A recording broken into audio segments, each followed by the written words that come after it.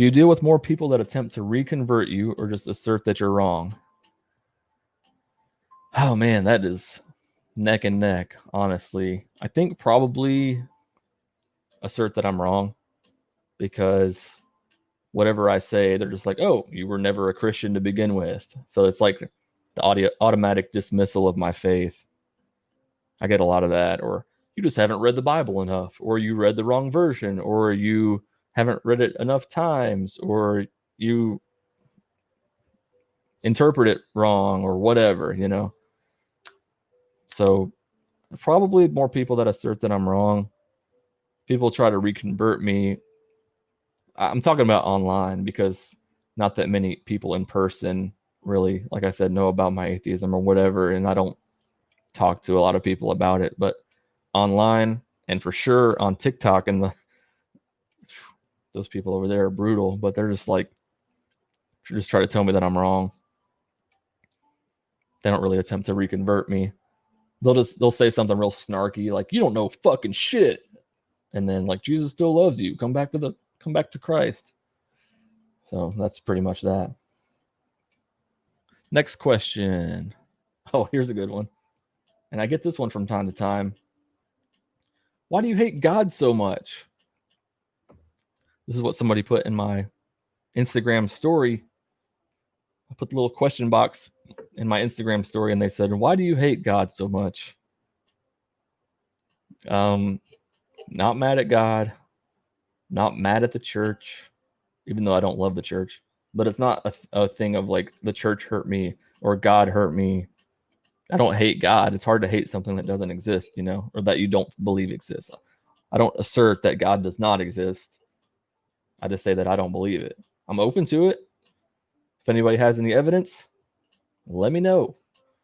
And don't just shoot me some random articles that are written by Christians that's like, hey, Noah's Ark was discovered in the ocean somewhere. Because no, sorry. They found Noah's Ark on a mountain. They found chariots in the ocean. Believe it. Pass. Sorry. If God wants me to believe, he got to do better than that, for sure. But yeah, I don't hate God. It doesn't even make sense. It's like asking me why I hate leprechauns. I don't hate God, but religion does some shitty things, and I'm going to talk about it. And if you don't like it, fucking scroll, or, you know, hit next. Go to the next video. You don't have to put up with it.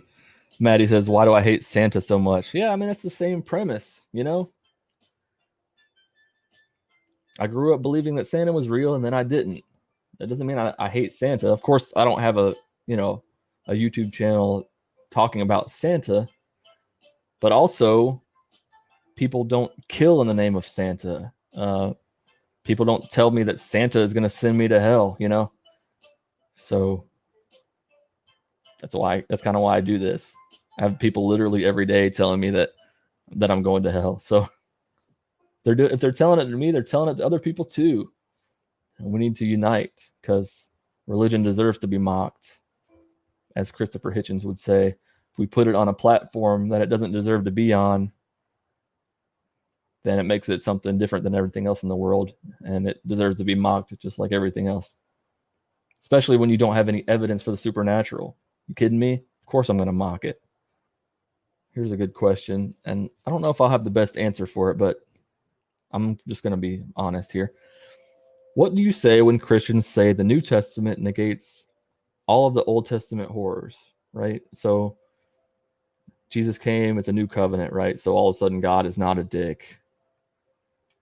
I get the theory of it, and you guys let me know what you think about that too. And if you're watching this on the replay, then drop a comment. But what do you think? What do you say when Christians say that the New Testament negates all the Old Testament? Because here's the thing. Jesus said that he's here to fulfill the law, right? And they still live by the 10 Commandments. That's Old Testament. So is it only certain things from the Old Testament apply now and some don't?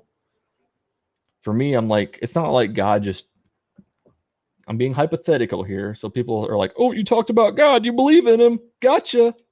No, it's not a gotcha, right? It's hypothetical, but it's not like God just changed who he was on a dime. Like, I'm an asshole, I'm a dick, you must sacrifice animals to me, and I'm going to slaughter a lot of people. I drowned everyone on earth. And now I'm going to send my son, and oh, look at me. I am a new man. I've changed. Come on now. He loves us so much that he murdered so many people in the Old Testament. And now, instead of just forgiving us, he sent his son down and watched him be tortured in the worst way possible. Okay, here's Aubrey's question. What have I learned about myself? What have you learned about yourself through deconversion? I guess it's that I have the ability to think critically about things and be open to. Because even though I'm an atheist, I'm not saying that I'm right. I'm not saying that there's not a God. I don't believe that there is, but I'm not being so arrogant like a lot of theists are, where they're like, I know that there's a God, even though there's all they know. The only way that they know is through the Bible or personal experience. So for me, I'm not trying to say that I know I'm right. So maybe I've learned that I have a little bit of humility there, and that I'm open to the truth, whatever that is. It's like Matt Dillahunty says, I want to believe as many true things as possible and as few false things as possible. I don't think I answered this one yet. What argument do you find most effective in making people stop to actually question their beliefs, if any? It's just like, street epistemology. If you've never seen Anthony Magnabosco on YouTube, I recommend you check him out. His videos are awesome. He uses like a kind of like the Socratic method of just asking why and how and what people believe, and it's really about getting to the root of why they believe the things that they do.